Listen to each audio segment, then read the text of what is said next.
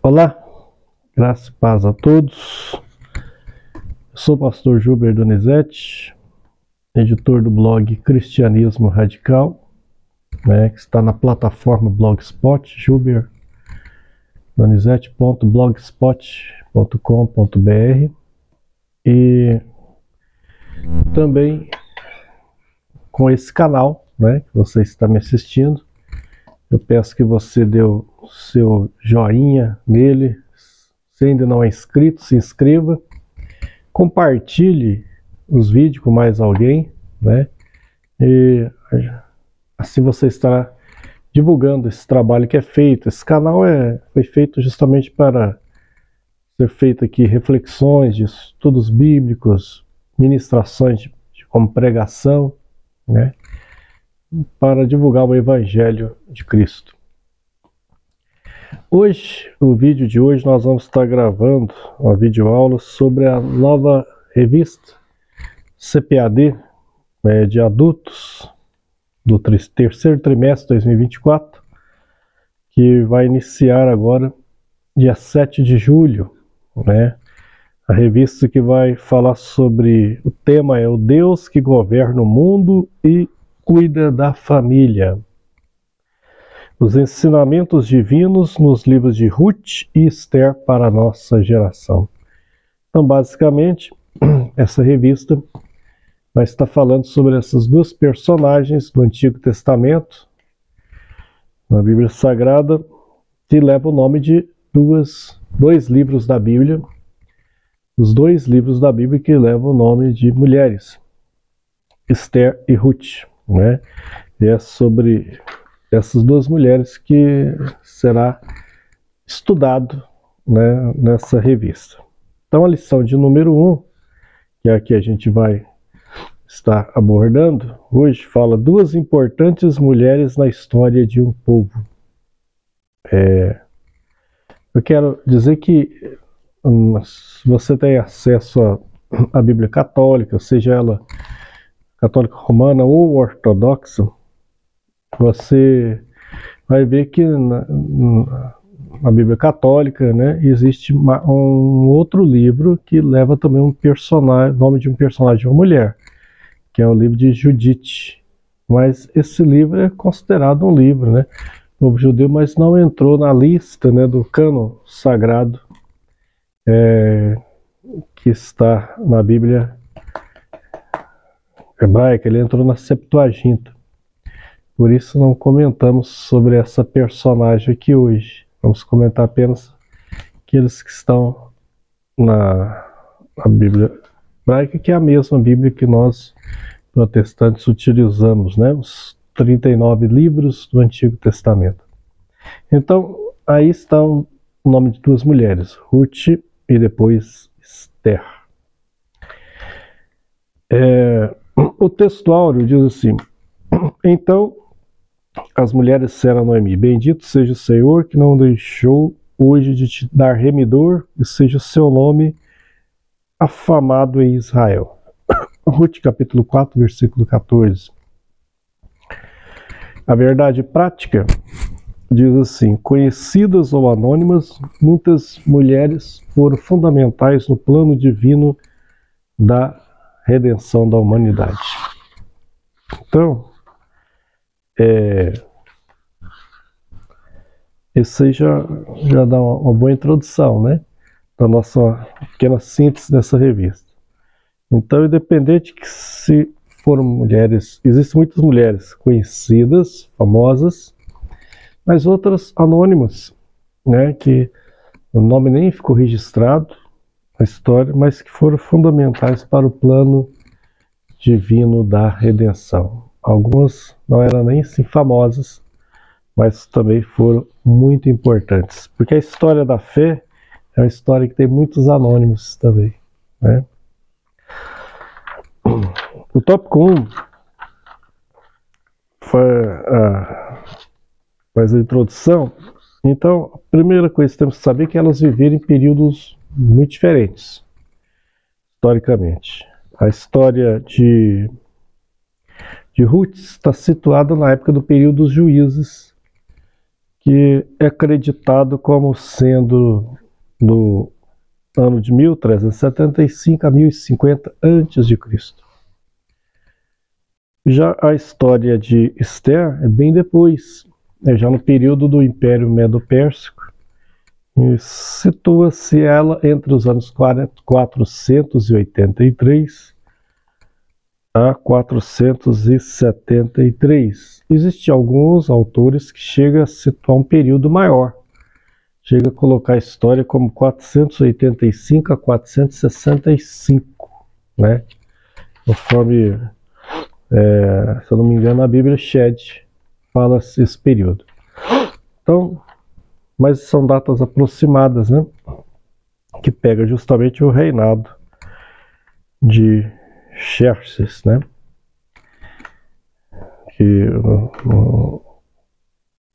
Do rei, né? Assuero.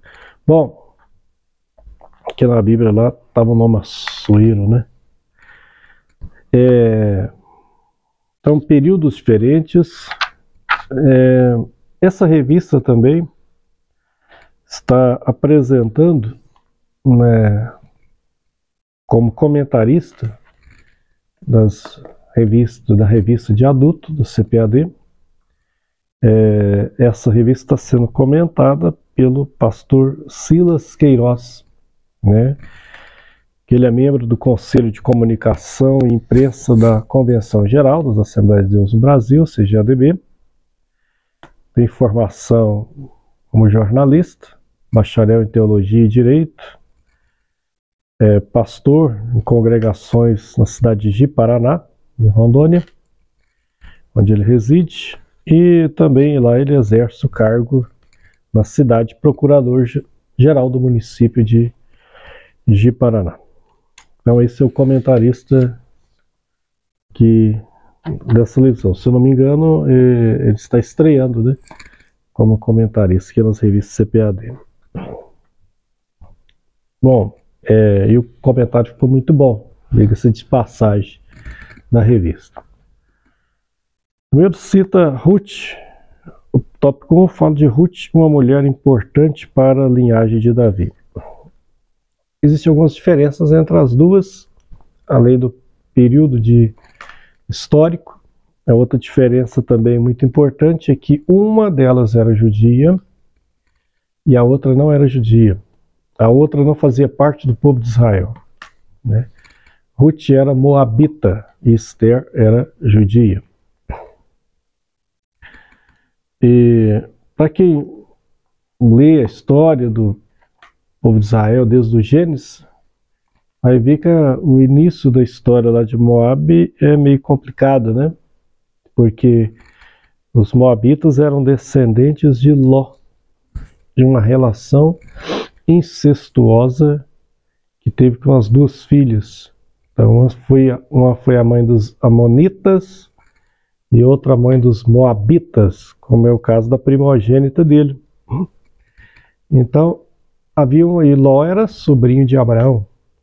Então, moabitas e hebreus e israelitas tinham um certo grau de parentesco, né? Se a gente for pensar bem. No entanto, eles eram povos rivais, inimigos. Os moabitas foram ferozes inimigos do povo de Israel. Era um povo hostil, pagão. Abraão começa como patriarca da fé, né, adorando o Deus verdadeiro. Ló adorava ao Senhor Deus, mas a descendência dele seguiu outro caminho. Eles se tornaram povos, tanto os amonitas como moabitas, povos pagãos, idólatras.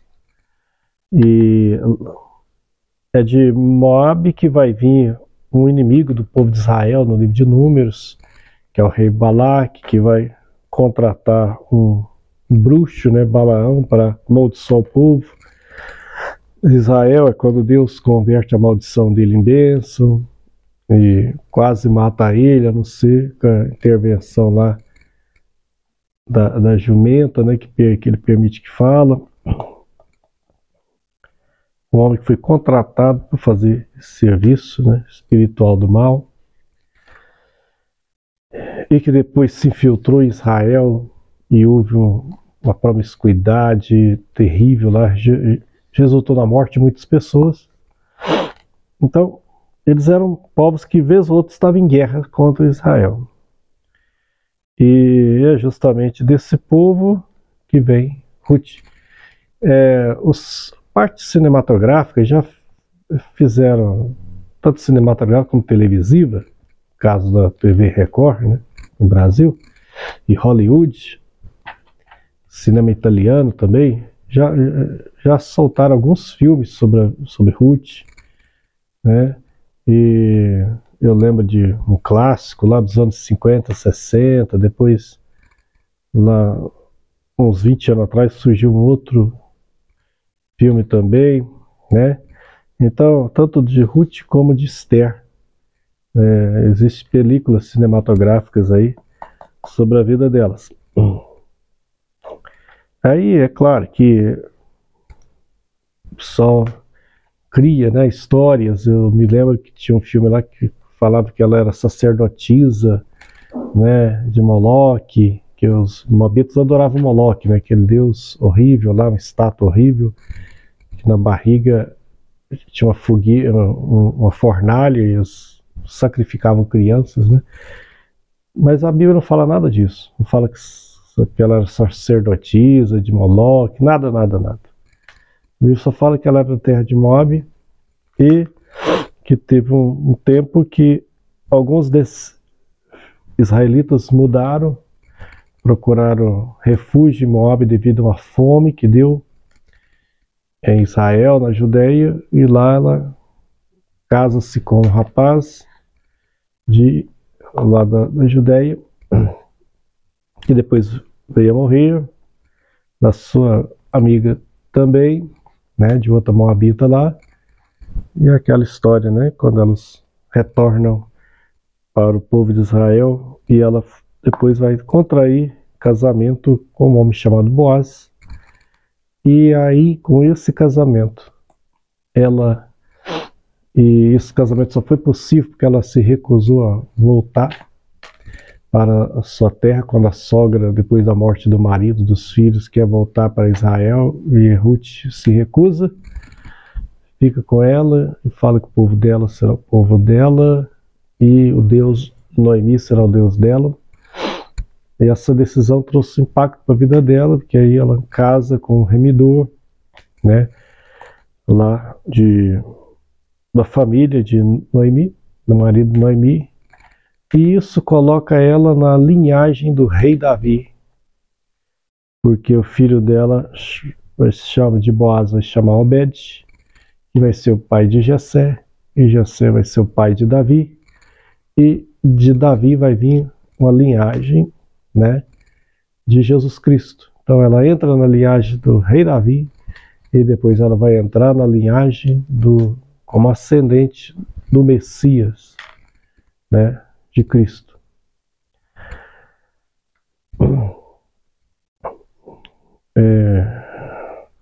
Então a gente vai ver que muitas das vezes tem certas coisas que começam com tragédias, né? O livro de Ruth começa com tragédias, porque uma família que está enfrentando o problema da fome na sua terra e não quer ficar na sua terra esperando que melhore, eles então vão para outro país procurar algo melhor.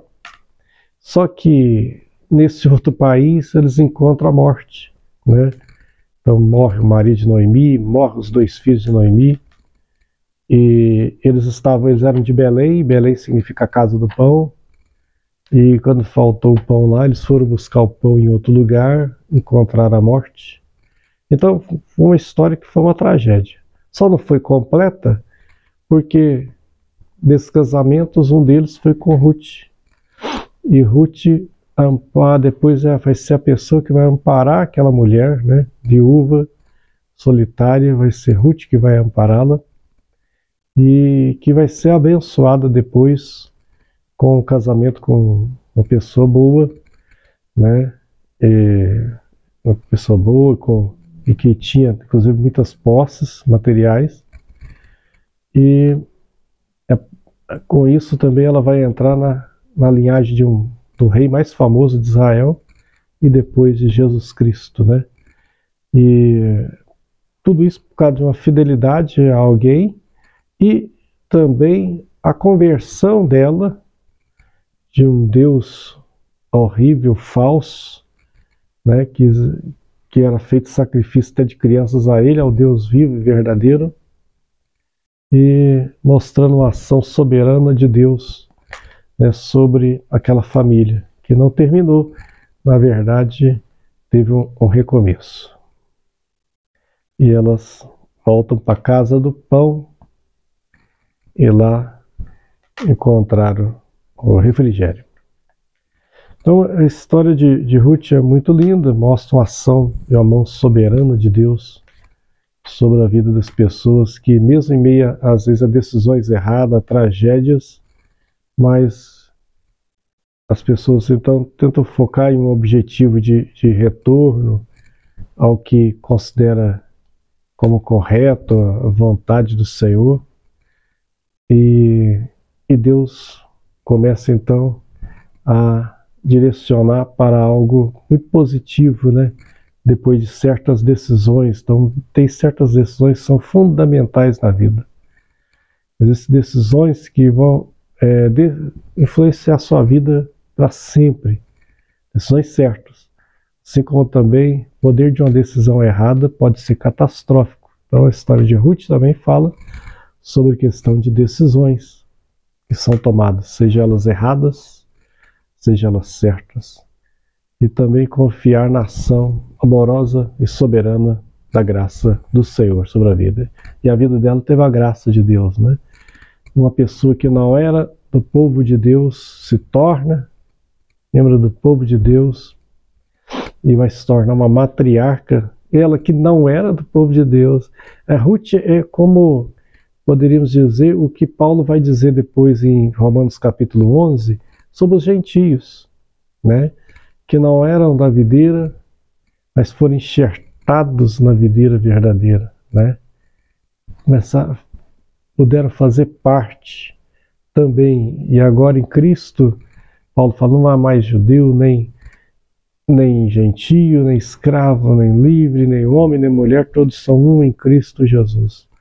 Então aquela mulher que não fazia parte da nação de Israel, do povo de Deus, do Antigo Testamento, passa a fazer parte, passa a adorar, deixa de adorar um Deus falso, a adorar um Deus verdadeiro, e se torna, né, membro de uma linhagem tão importante na Bíblia Sagrada, ela que nem do povo de Israel era, mas aí mostra também a ação da graça de Deus, né, sobre a vida da pessoa, como também depois vão ser todos os gentios enxertados na videira verdadeira.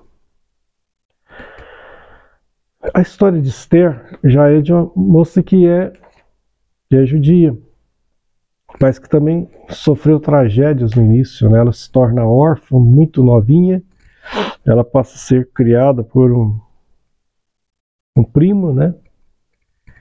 Que adota ela, Mardoqueu, e que, conforme diz o texto lá, deu uma excelente educação, ensinamento para ela.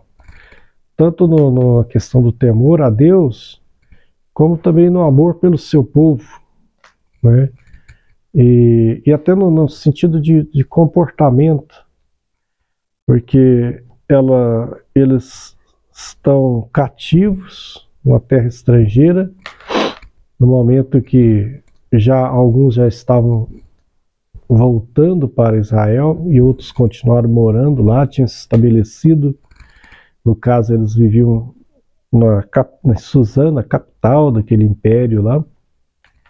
Devia ser uma cidade populosa para a época, né? Importante, o imperador estava ali. O imperador que, se a gente for olhar na questão histórica, é ele que vai promover algumas guerras contra os gregos, e nem sempre todas elas bem-sucedidas. Vai ter uma derrota importante, uma famosa batalha lá contra os gregos, vai ganhar outras. Isso no plano externo. No plano interno, ele estava envolvendo alguns conflitos, né? É um homem que tenta expor a rainha que ele tinha na época lá, num ataque de bebedeiras para os seus principais governantes. A mulher se recusa, ele é aconselhado a procurar uma nova rainha, e uma jovem órfã de outro povo, não o povo dele, que vivia lá, né, que veio como os cativos no império anterior da Babilônia, que agora já havia tido uma troca de comando de império, né? E essa moça que é pela providência divina escolhida para ser a nova rainha. A Bíblia diz que ela era muito bela, mas eu creio que ela não foi escolhida só pela beleza. Eu acredito que a forma dela se portar, se comportar, a humildade, né, a graça que ela demonstrava, né, e tudo isso contribuiu para que ela, no meio de muitas outras jovens que também certamente eram bonitas, mas ela foi a escolhida, né, para ser a nova rainha. E o primo dela pede anonimato. Eles tinham medo, né, não sabiam como que seria tratados, sabendo que eram de outros povos, né. Ele pede para ela não contar a linhagem dela, que povo que ela era, e ela só revela o povo dela no momento que foi necessário revelar, né? No momento em que estava sendo feito um decreto de morte contra todo o seu povo. E Deus usa ela, porque o papel de rainha naqueles dias lá naquele império era figurativo, ela não tinha um poder, quem tinha o poder era o imperador, né? E ela não podia nem se apresentar a ele sem nos chamasse, então machismo muito forte.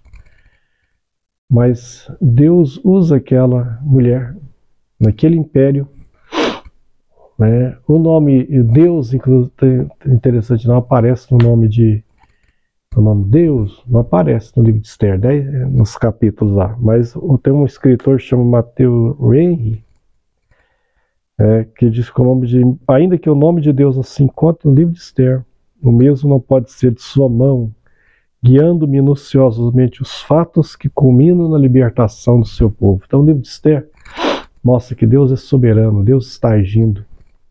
Não importa onde, Deus não age só dentro das igrejas, Deus age no universo, Deus age no mundo, Deus age nos palácios, Deus é soberano, a sua mão está agindo, né? É Ele que é o Senhor da história, isso que o livro de Esther vai dizer. Deus é o Senhor de história. Tinha um rei poderoso no trono lá, mas quem era o Senhor da história não era aquele rei, era a mão soberana de Deus que estava conduzindo todo aquele processo, né? Então essa é uma síntese. O tópico 3, ele vai falar, depois dessa síntese dos dois livros, ele vai falar sobre mulheres como protagonistas da história. Então aqui tem 3 tópicos, um é o protagonismo feminino, o outro é cumprindo os papéis, e depois a educação familiar. Eu não sei, talvez não dê, né, polêmica, mas acredito que a pergunta número 5, que na verdade é respondida bem no início do tópico 3, no subitem 1, o protagonismo da mulher, eu não sei, talvez não dê, mas pode ser que dê polêmica esse tópico aí, devido à forma como que foi expresso aqui no texto. Ele diz assim: mulheres de Deus como protagonistas da história. O protagonismo feminino. A liderança masculina instituída por Deus. Então já começa assim. A liderança masculina instituída por Deus, Gênesis 1, 26, Efésios 5, 22, 23, é quando Paulo aconselha maridos e mulheres. Não anula o propósito divino com a mulher, nem lhe retira a possibilidade de, em muitas circunstâncias, ser protagonista da história. Até aí, tudo bem. Mas depois ele fala assim: isso não implica, todavia, na necessidade de confundir ou inverter os papéis entre homem e mulher. Essa frase aqui causa arrepio em feminista. Os exemplos de Ruth e Esther são eloquentes nesse sentido. Não foi a altivez, mas a humildade, a submissão e a obediência que tornaram tão relevante a vida dessas mulheres. Na pergunta 5, vai dizer assim: para ser protagonista da história, e aqui está o negócio. Para ser protagonista da história, a mulher precisa desempenhar papel masculino? Essa foi elaborada a pergunta. Então, na resposta da revista Professor, do próprio comentarista, diz: não. Para ser protagonista da história, a mulher precisa desempenhar papel masculino? Ele diz: não. Os exemplos de Ruth e Esther são eloquentes nesse sentido. Não foi a altivez, mas a humildade, a submissão e a obediência que fizeram tão relevante a vida dessas mulheres. Isso aqui é um prato cheio para pessoas ligadas à questão feminista para criticar, né? Porque hoje é defendido papéis iguais, né, na sociedade para mulher igual ao homem. O que ele chama de papel masculino aí depende da interpretação, porque existe muita coisa hoje que não é bem considerado como papel só masculino mais. Ele pode ser exercício para dois. Você vê que o próprio Código Civil brasileiro, que antes havia na questão dos filhos o pátrio poder, o só do homem, hoje isso aí foi revogado, né? É um poder compartilhado, né? Pai e mãe. Na questão das profissões, da mesma forma. Há alguns anos atrás tinha profissões que você não via mulheres, hoje você vê mulheres também, que eram papéis apenas masculinos, né? Então, hoje você vê mulheres em atividades profissionais que antes só eram exercidas por homens. E na questão ministerial também. Então isso aqui abre gancho também até para a questão, debates que sempre tem sobre ministério feminino, pastorado feminino, se é bíblico, se não é bíblico, né? Se a mulher também pode exercer determinadas funções na igreja ou só homem pode. Então tudo isso entra nisso aqui, né? Então, antes havia resistência a algumas atividades de mulheres em algumas funções da igreja. Hoje, em algumas igrejas não mais, em outras ainda sim, né? Outras estão em revisão sobre esses papéis. Então, eu falei, talvez não dê, mas a forma como foi colocada aqui essa pergunta e a resposta pode ter algum questionamento, sim, né? Sobre esse protagonismo. Na verdade, eu entendi o que ele quis dizer, né? Que realmente para a mulher ser protagonista da história, ela não precisa, de fato, ele está certo, desempenhar o papel masculino, não. Ela, com o papel feminino dela, ela pode ser protagonista da história, como a gente viu inúmeras mulheres na Bíblia Sagrada, né? Esther, né? Sara. A gente vê Sara na Bíblia, a gente vê, né, Maria, né, a própria mãe de Jesus, inúmeros, Joquebede, a mãe de Moisés. Tantas mulheres tiveram papéis tão importantes, outras até atividades, né, que não significa que estava ferindo e entrando em áreas humanas. Significa que Deus queria usar elas naquelas formas, como usou Hulda, que foi profetisa na época de Isaías, que usou Débora na época dos juízes, tanto como juíza como profetisa.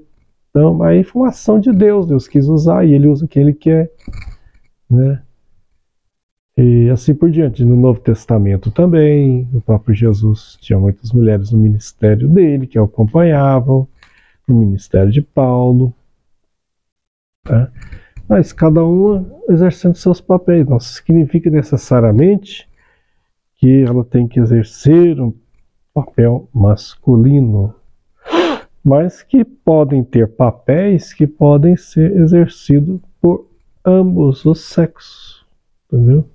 E também não fere a Bíblia Sagrada, né, alguma coisa, determinados papéis que a mulher também pode exercer também. Não fere nenhuma doutrina, vamos dizer assim. Então é uma parte que tem que ser ensinada com cuidado, né? Para não ir nem para um extremo, nem para um extremo do feminismo, mas também não ir para um extremo do machismo radical, né? Excludente, de forma nenhuma. Tem que ir para o caminho da moderação, do meio, né? Da temperança, que dá certo.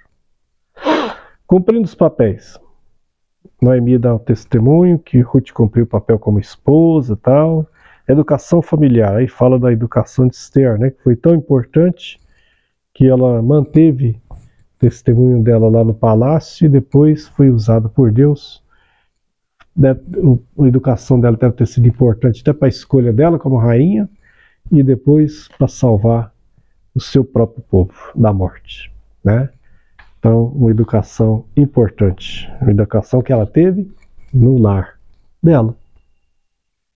E aí, educação no lar é algo muito importante. Nós vemos uma época em que se tenta terceirizar a educação para outras entidades, para outras pessoas, né? Tem certas coisas que é feita a educação no lar. Essa foi a lição número 1 da revista. No próximo, nós vamos estar nesse trimestre comentando tanto a lição de adultos como também a de jovens, que vai falar sobre o livro de Daniel. Então logo eu vou estar gravando um vídeo também sobre a lição de jovens. Muito obrigado por você ter nos assistido. Continue divulgando esse canal, dando seu joinha, se inscrevendo, caso não seja, indicando, compartilhando para mais alguém. Amém? Deus abençoe a todos. Muito obrigado. Até o próximo vídeo.